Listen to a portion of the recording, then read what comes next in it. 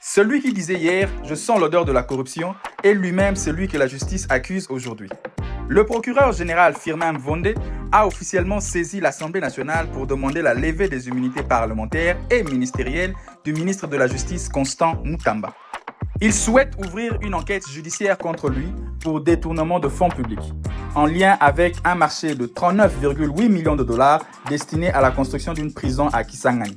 Selon le procureur, 19,9 millions de dollars auraient été transférés à la société privée Zion Construction SARL, créée seulement en mars 2024. Cela sans appel d'offres ni accord de la première ministre.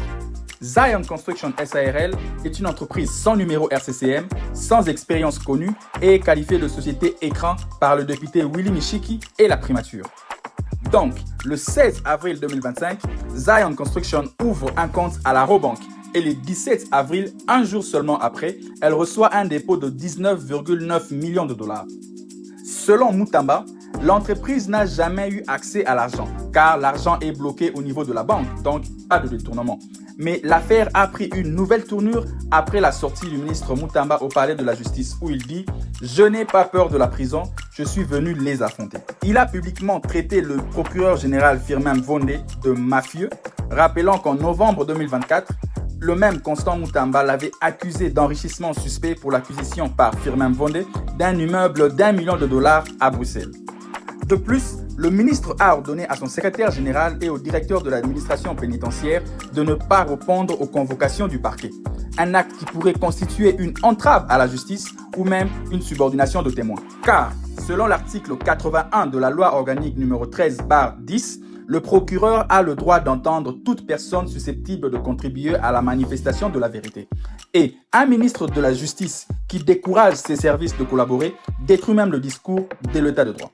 Aujourd'hui, plusieurs organisations de la société civile, des députés et même le président de l'Assemblée nationale appellent à la démission immédiate du ministre.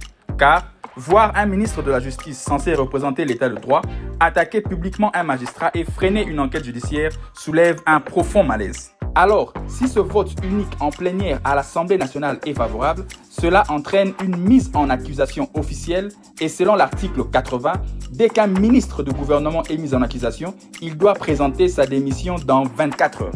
Et si Mutamba sera mis en accusation, il deviendra le deuxième ministre en exercice après John Tumba en 2020 à être livré à la justice par le Parlement. Selon vous, Mutamba devrait démissionner maintenant pour préserver l'image du gouvernement ou attendre tout simplement le vote de l'Assemblée nationale?